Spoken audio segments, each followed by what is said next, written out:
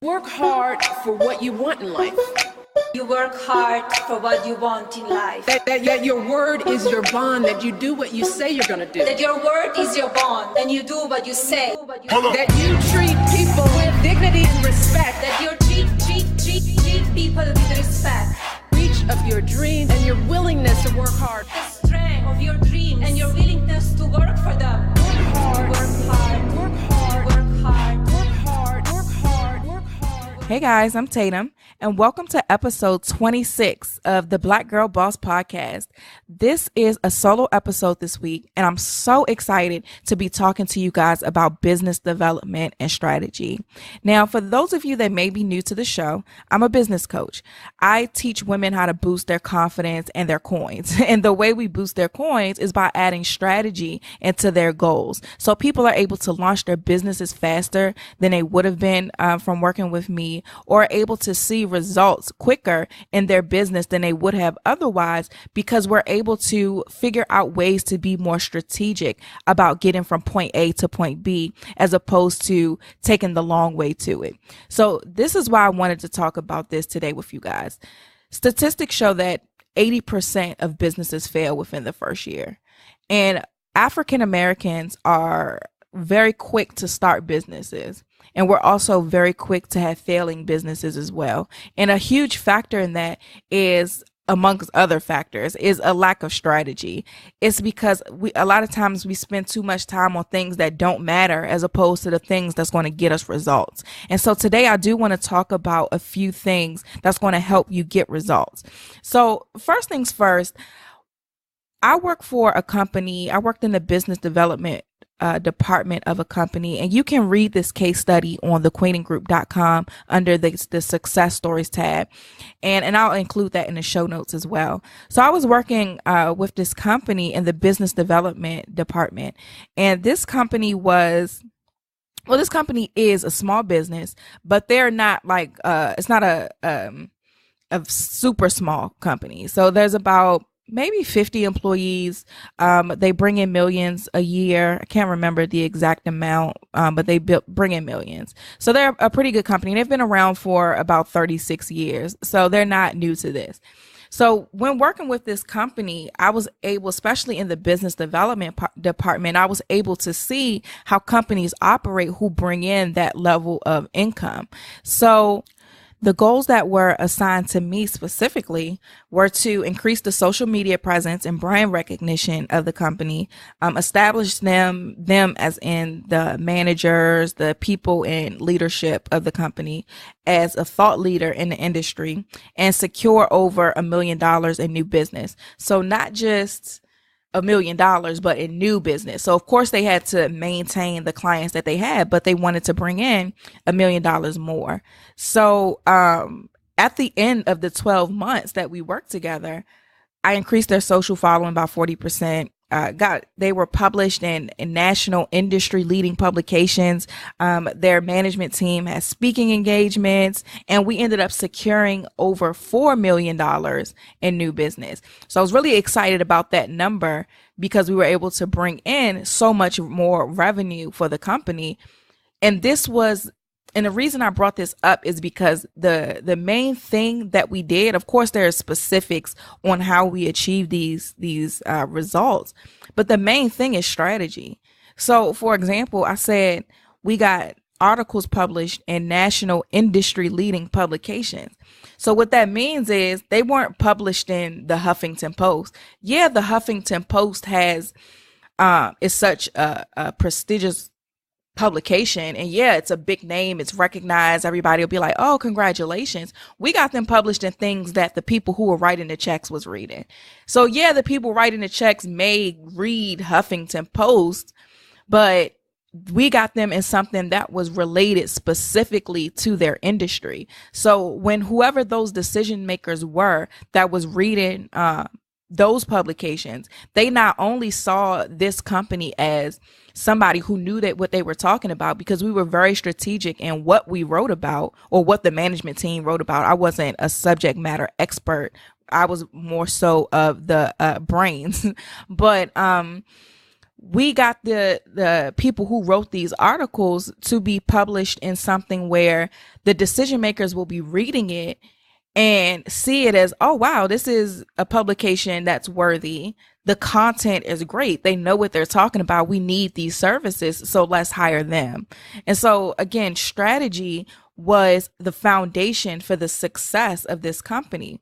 And so I wanted to bring that up because a lot of us are entrepreneurs, right? We don't have 50 employees. We don't have all of these people doing the physical work. So not necessarily physical, but the actual legwork so that we could focus on the business part of it. Sometimes most of the time, we're wearing multiple hats. We're the accountant, we're the social media manager, we're the marketer, we're the CEO, we're everybody. But if you were just a little bit more strategic in what you did in your business, then you'll start to see the results faster. I was reading a blog post the other day. I think it was by my girl, Tiana. Hey, Tiana. And in her blog post, she was being very transparent about something she had to change about her day to day in order to make time for self-care, in order to reach her goals and things like that. But something that she said that was so impactful to me was she had to take out the good to make room for the great.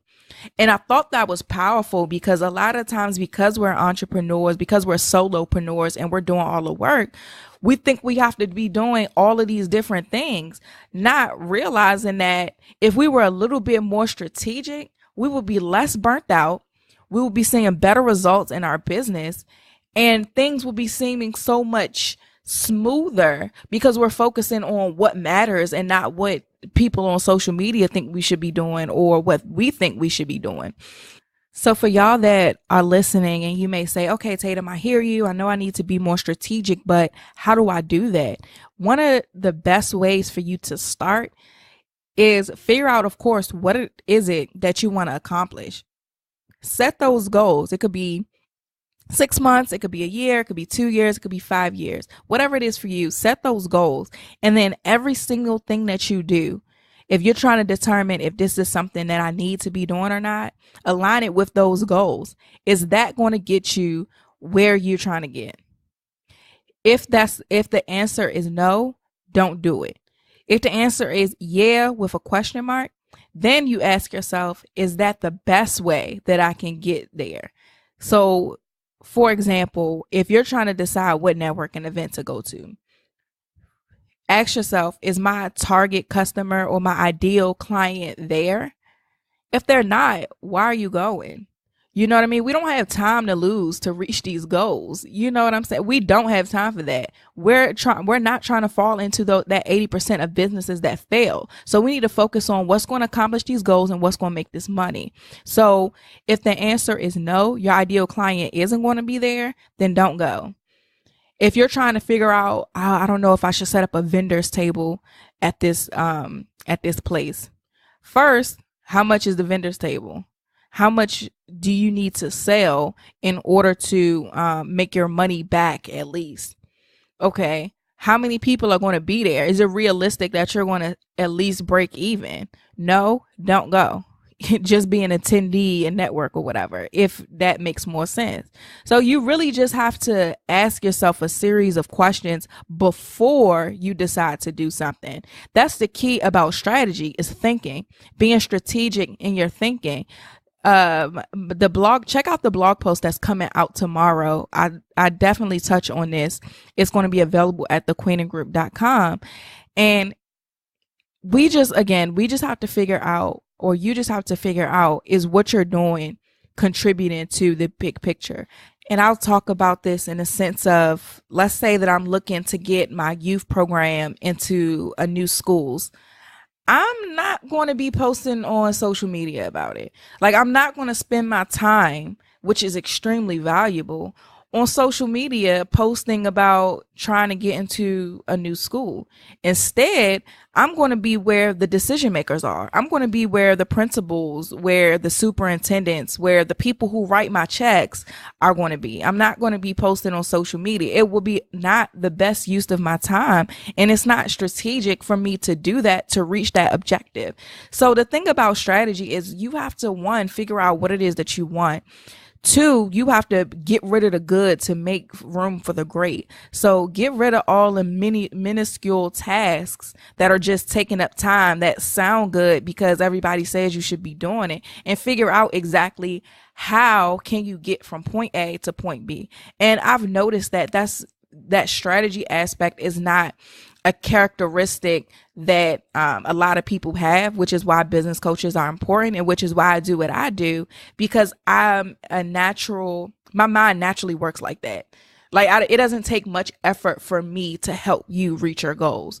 And not only because it's natural to me, but because of how much I've invested in myself and my education and all of these things and all the knowledge that I have, I'm able to provide insight from a magnitude of ways. So I wrote a blog post on this as well that's available on thequeeninggroup.com about how to create a brand that sticks. And I actually used the podcast as an example, and I'm going to just stay on theme with that and use this podcast as an example of branding with a strategy. Now, the colors of the podcast, the logo, all of that stuff, the way the website looks, like that's important to me. But it's not the most important thing to me. The most important thing to me when building a brand is the strategy behind it. And that's how I approached this project when it first started. So even when it came down to picking who was going to do the show with me, and when we originally started the show, it was 3 of us. And now it's just me and Milan. It's amazing how God works, y'all. I swear, like, he will switch some stuff up that ain't supposed to be there. Won't he do it? But I wanted to choose Milan to do the show with me as well because of just how different we are in certain aspects. I'm very, what's the best way to describe it? I'm very insightful, kind of deep. Like, I look at things beyond the surface. I try to find a meaning and inspiration in everything. I can be very serious, even though I'm silly and I'm goofy and y'all get to see my personality. I'm a very serious person as well and very chill. But Milan brings an aspect of energy that I don't have. Like, you know, she's bubbly. She got her own words. Like, she got her whole different vocabulary, but she has her cute little words that she uses for stuff. She knows the perfect line of a song to throw in there when we talking about something. Like, she has more of a bubbly personality where I felt like, one, it could help bring out that aspect of my personality, and it could allow us to have some fun on air, and it brings the dynamic that you guys love, which is that 2 girlfriends having a conversation about business. So that was very strategic for me. I didn't want to bring anybody on that was just like me. That would be silly. You know what I mean? That was a strategic aspect. Even having a co-host in the first place was strategic. A lot of podcasts don't have co-hosts. And I think that by us doing this show together, we're able to bring 2 different perspectives on business. And again, that was strategic because every single listener isn't the same. And the purpose of this show is for you guys to relate to us in our journey, and not for us to be sitting on a high horse telling you what you need to be doing. And the best way for that to happen is to have diversity of thought. So diversity of thought between the co-hosts, diversity of thought between the guests that we bring on. So again, all of this is strategic, you guys. So don't think that any of this is by circumstances. I mean, we've been doing this for 5 months and we've had 30,000 downloads. When I wrote the blog post, we were at 27,000 downloads. This is like 2 weeks later, we're at 30,000 downloads. We have listeners in over 50 countries, and our audience is growing by 25% each month. And it's only been 5 months. So again, strategy is important. When we started this show to work together, The next thing I wanted to talk about as it relates to strategy is branding. So a lot of times we talk about branding. You hear people talk about branding in the sense of the pretty stuff, like your colors, about social media. What should your page look like? Things of that nature. But I want to talk about branding in the sense of strategy. And I wrote a blog post on this as well that's available on thequeeninggroup.com about how to create a brand that sticks. And I actually used the podcast as an example, and I'm going to just stay on theme with that and use this podcast as an example of branding with a strategy. Now, the colors of the podcast, the logo, all of that stuff, the way the website looks, like that's important to me. But it's not the most important thing to me. The most important thing to me when building a brand is the strategy behind it. And that's how I approached this project when it first started. So even when it came down to picking who was going to do the show with me, and when we originally started the show, it was 3 of us.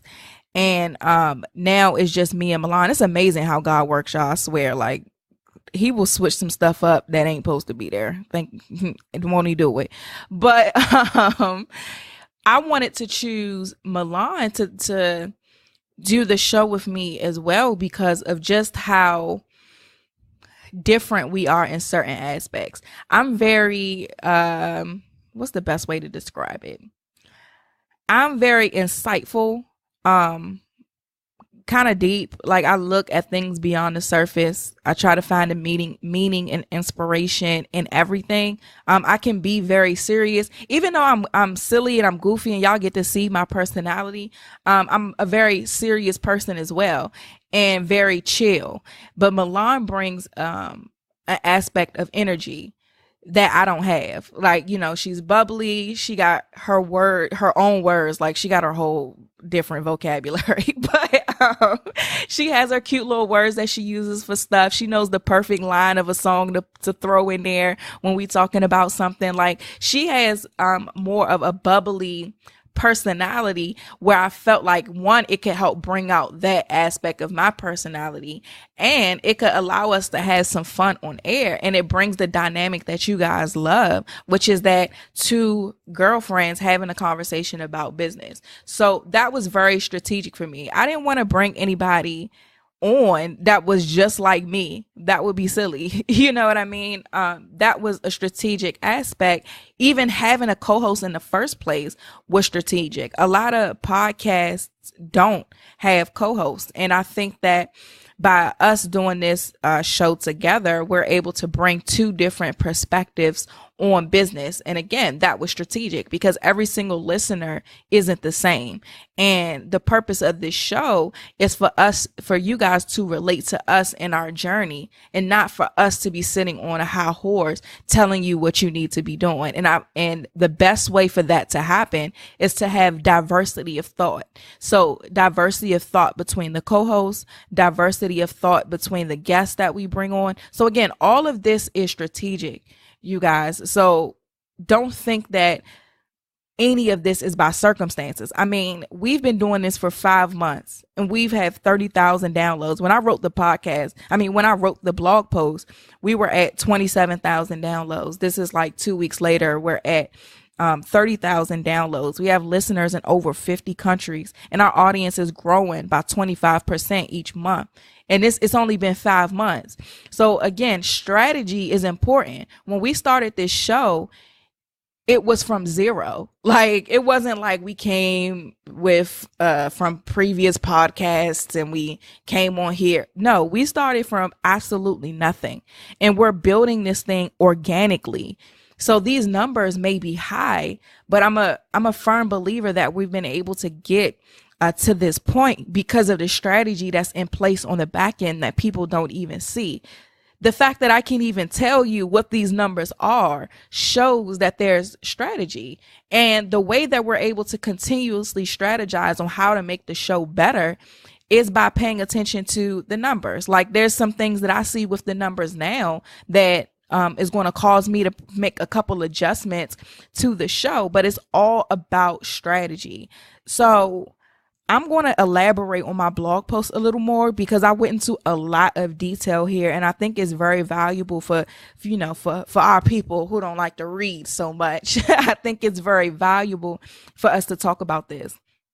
When I was in college, I read a book called Made to Stick by Chip and Dan Heath. And I could not stand my professor, but this book was an amazing requirement for us to read. And this book breaks down exactly what's needed to create a brand that sticks. And by creating a brand that sticks, what that means is creating a brand that other people attach themselves onto, that other people connect with, that other people support. That's a brand that sticks. Something that's not easily forgettable. So the acronym that was used is pretty much the framework of this whole book is success, but success with only one S at the end. And that stands for simple, unexpected, concrete, credible, emotional, and stories. So I hope you guys, as you're listening, you're writing this down. If not, visit this blog post because it's all there as well. This is a great acronym on how to be strategic when building your brand. So let's go one by one. So when it comes to simple, you have to find the core idea of whatever it is that you're doing. You have to simplify it for the people who don't know. Like you have to I wouldn't say dumb it down, but make it easily digestible. Like if somebody can't digest what it is, they're not going to spend their time doing that. And they're definitely not going to invest their money in it. So make sure whatever your business is, it isn't too complex. And also, something when communicating your messaging, whether it be on your website, whether it be on social media, make sure that somebody who isn't in your industry can understand it. So we often hear the term layman's term. So when doctors start talking about all of this stuff that us normal folk who didn't go to medical school and all that don't really know what that means. We ask them like, hey, can y'all use layman terms?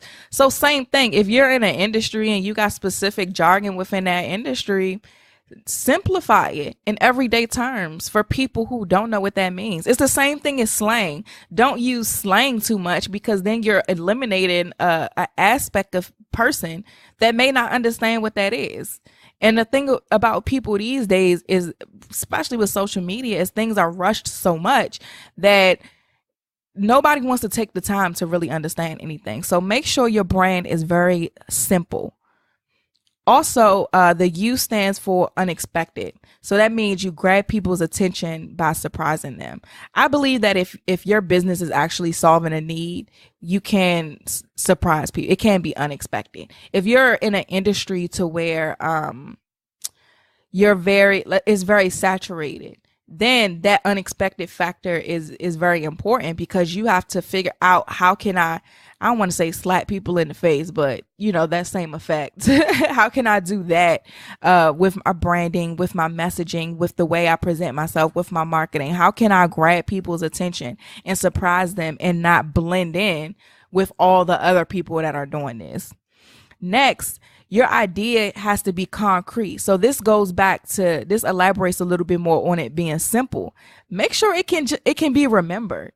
Like, don't have too many words. Don't have it be too confusing. Make sure it can be remembered. The Black Girl Boss Podcast, the name in and of itself tells you who we are and what we do. We're Black Girl Bosses, and this is a podcast. It's as simple as that. It's easily remembered. You know exactly who our audience is. You know exactly who we are before you even press play. And again, that was intentional. I could have named this podcast anything. I could have named it the Tatum and Milan Show. Like I could have named it the whatever. But Black Girl Boss sticks. Next, C is credible. Make it believable. What qualifies you to do what you're doing? Why does your solution to whatever problem you're solving work? Where are your receipts? That's what people like to say. Where are your receipts? I did a survey not too long ago, checking in with Black women in business just to kind of see where their needs are, what they're looking for in a coach, what don't they like about coaches, what's some content that they want, and what will make them invest their money into a coach. And a lot of the feedback that I got is they wanted to see receipts. They wanted to see success stories. And so I was like, okay. So I had to make sure that I provided them with success stories. I provided them with receipts. Now, for you guys who may be starting something new, and to be totally transparent, I started my coaching program. I launched my coaching program last month in May. Now, I may be a new, technically official business coach, but I've been doing what I've been doing for a long time. You know, I have success stories because I was already who I was before I gave myself a title.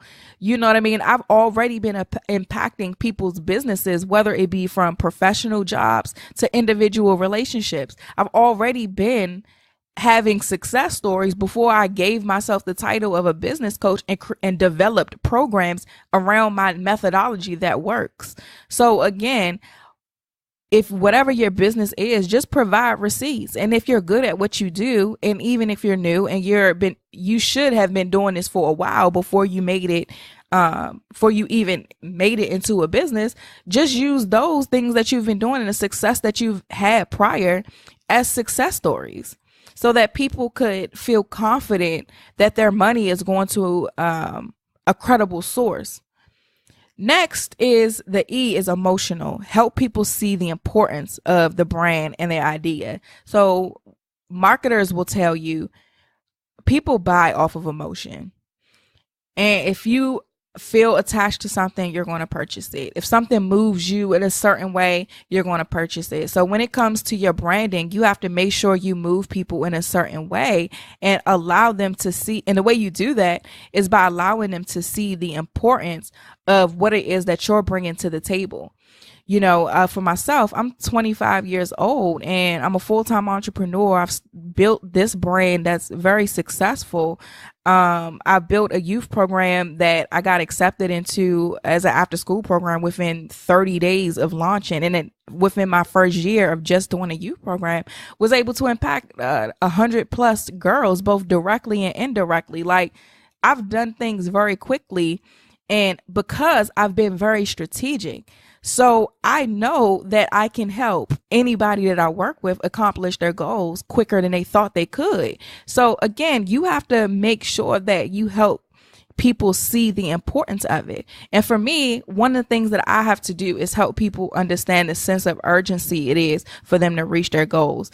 Because at the end of the day, a lot of times, especially us young ones, we think that we have time. And tomorrow is not guaranteed. Just because you're 23 doesn't mean you're going to live to see 25. You know, you have to do everything with a sense of urgency, because you don't know if that's going to, you just don't know what tomorrow brings. There's a quote that I love, and I'm going to try to find it while I'm talking. But to kind of paraphrase, the quote is just basically saying, by the time, oh, boom, found it. See, I work fast.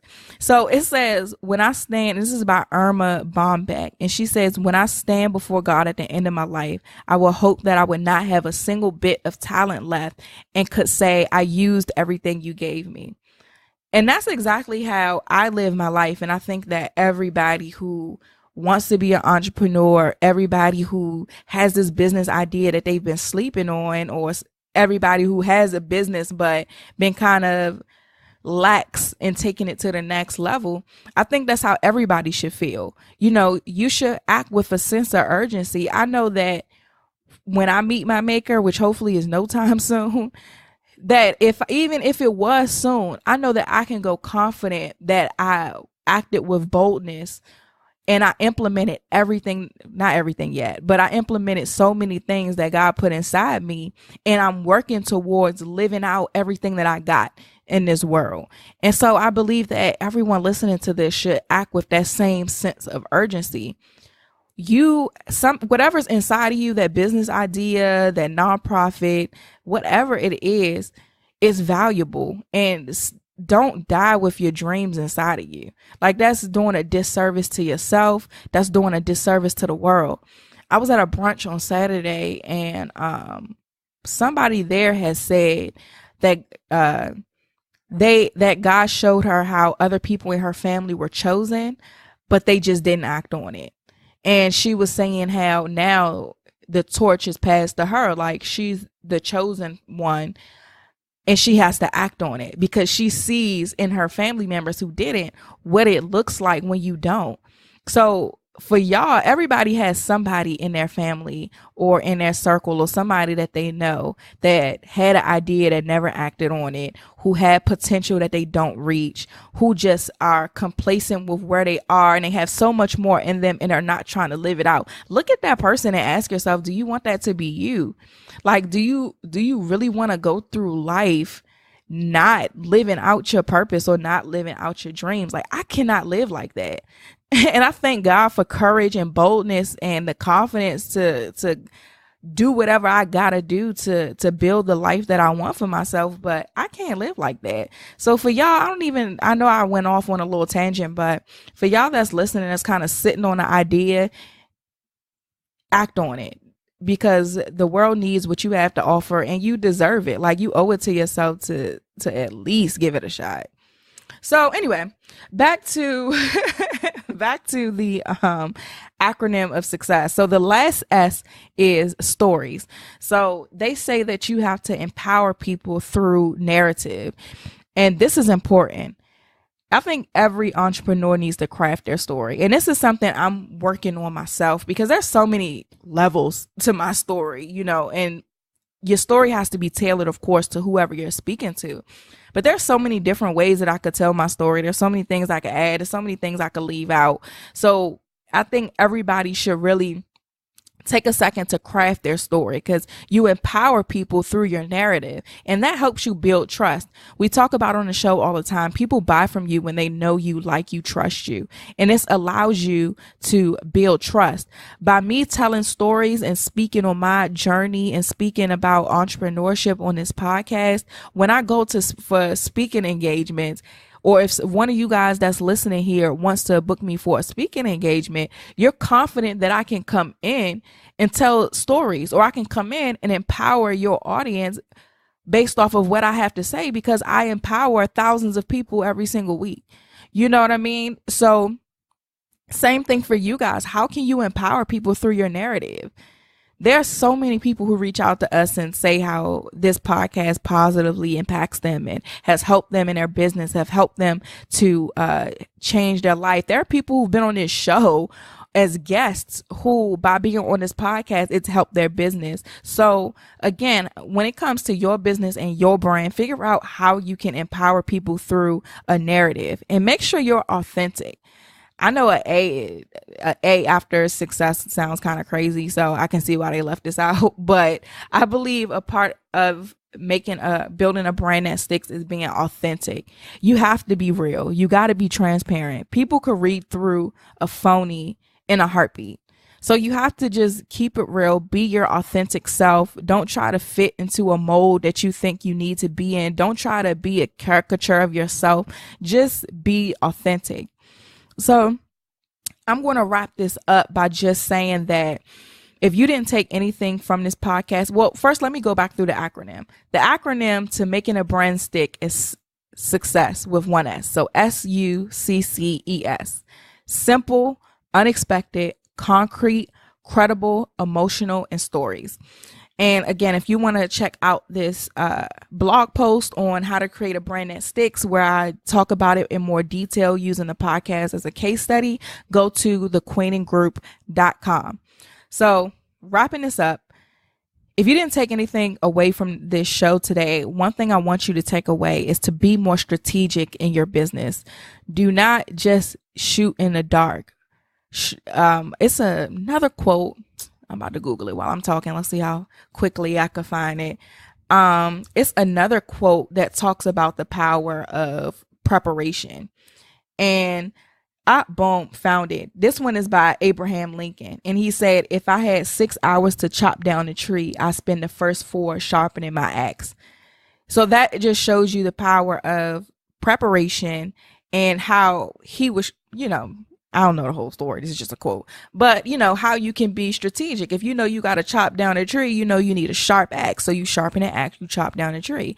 If you know that you want to launch a business and you don't know how, you get help, you implement the tools, and you launch your business. Figure out how to be strategic in your business. And again, if you aren't sure how to do that, or you need help with getting strategies that are specific to your business, send me an email, tatum@thequeenacademy.com, or you can go on to www.thequeenandgroup.com and you can read our success stories. You can read my blog posts. You can read about an outline of my coaching programs. You can sign up for a call, all on the website. But if you have any questions in the meantime, shoot me an email, tatum@thequeenacademy.com. And that's a wrap for this week's show, and we'll be back next week. Thanks, guys.